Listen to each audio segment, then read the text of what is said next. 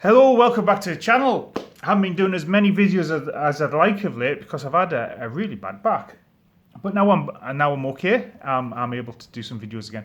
Doesn't mean though I haven't been stopped my wargaming. I've been doing wargaming, and one of the things I picked up during that time, which I thought I'd check out, is this. So it's Flames of War, Battlefront, and it's mission terrain packs. So they actually do. There's 3 of these in the range that I know of.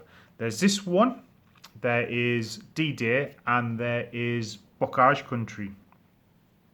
And all that terrain tends to be a bit specialised, and you're not going to use it much often. So suppose the utility of this allows you to do a big river assault game without having to maybe create a big river. And rivers tend to be quite flat on the tabletop anyway. Again, D-Day beaches will allow you to get a beach down. And again, if you made a beach for it, it would look glorious, but you might not get as much use out of it than, say, investing your time into some really nice standard, say, woods and hills and buildings. So I thought I'd get this and have a look at it. Certainly, I don't play Flames of War 15mm. I do have like World War One. I have Vietnam miniatures for it. I do have some 15mm World War Two, 10mm. World War II as well. I play a lot of 10mm. So what I'm looking at for this is not just its utility for Flames of War, but also my utility for other game systems. So let's have a look. What do we get? So straight away, it's like cover. Now this is fold out. Now this folds out to 4 foot. I won't be able to see it all on the. So this is the big river. So I'd want some way to keep that flat on the tabletop, but actually that's quite a nice looking sort of dirty blue green river, banks, nice and wide. It's 4 foot, so you stick it like down across the middle of a table and you'd be fighting lengthways across it, or you play on a 4 foot table. So that's quite nifty. Nice, quick and simple giant river. And again, actually, you know, it says it's based around the bag ration campaign, but actually, you know, fighting a big river for this scale, this is a mighty river of 15mm or 10mm. You know, you're looking at Arnhem potentially, loads of rivers around there.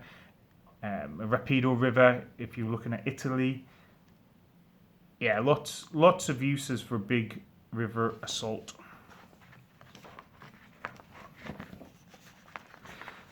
And I've, you know, my 10mm American War of Independence is just been listening to how rivers were important in that, so that'll be pretty cool. So now we've got some cardstock terrain, or cardstock flats, I suppose. So some assault boats. Now there's nothing on there that looks particularly modern, so if I was using that for other game systems, times and periods, they would work well. Some anti-aircraft gun nests. And now, actually, I'll pop these out. This is a really nice thick card. I'm actually trying that and I can't bend it. Well, there's a bit of a bend there, but I was really trying.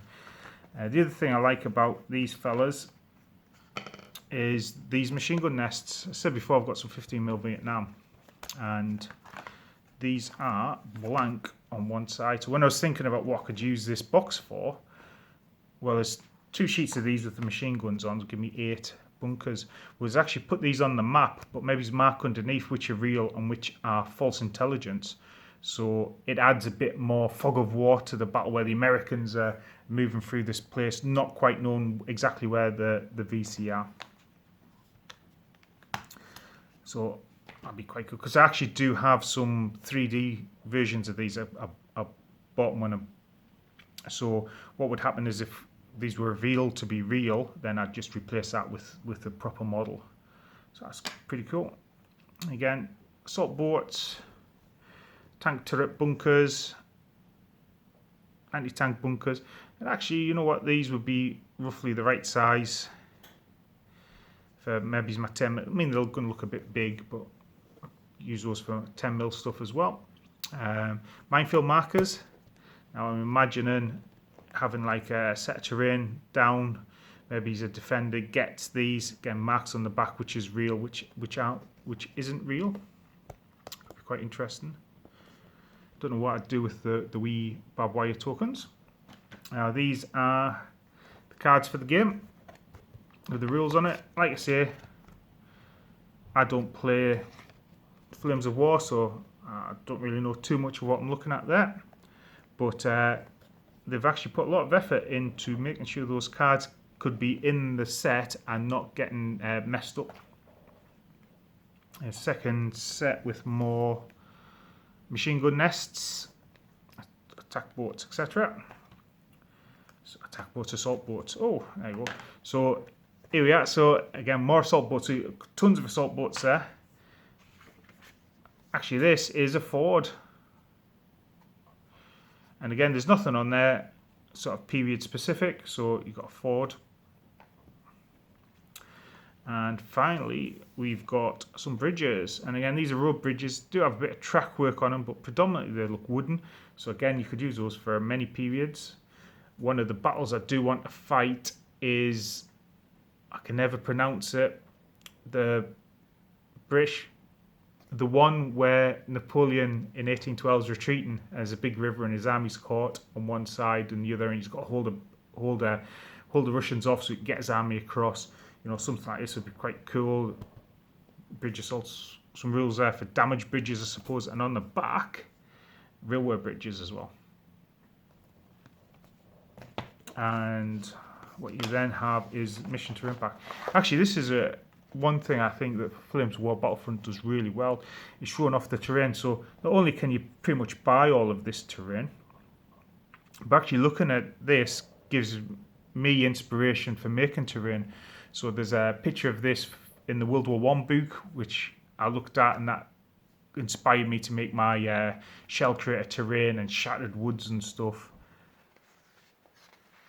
But it shows you how easy it is to get a relatively decent looking battlefield. You know, there's nothing on there. I mean, you can buy all that, but there's nothing on there that a hobbyist couldn't sort of hobble together.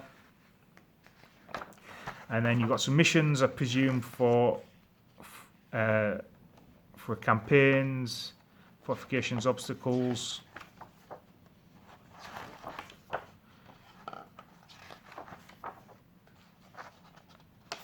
River assaults, special rules for that. Everything you'd expect. How your assault boats, etc. is going to work. Some river crossing. So yeah, so that's us. That's the terrain pack.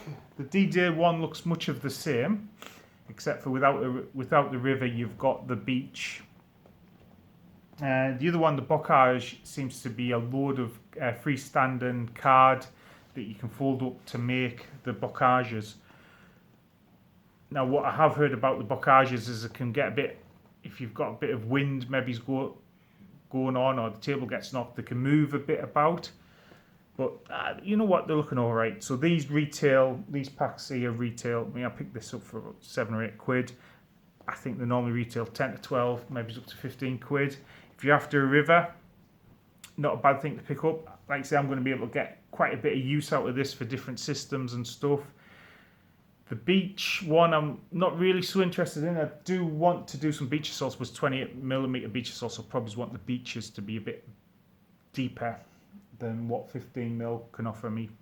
And the bocage, at the moment, I've got nothing for the bocage. But if I wanted to throw some battles together in Normandy, you know what's a shout? Because to do bocage properly, you need a lot of bocage. So something quite quick and simple to fold up and throw out on the Normandy battlefield would be really useful. If you've ever been to Normandy,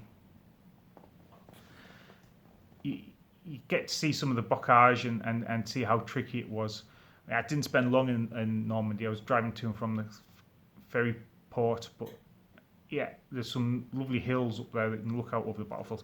Anyway, I'm waffling. I'm going to stop waffling. So yeah, River Assault. You know what? I'm not disappointed I got it. I can see me using it in a few different ways. Even though I won't be using it for Flames of War, you know what? It's something handy to have in my wargaming terrain toolbox. But anyway, I hope you're having a great time wargaming at the moment. I look forward to chatting to you online and throwing out loads of other videos at the moment. So you have a good one. That's goodbye from me.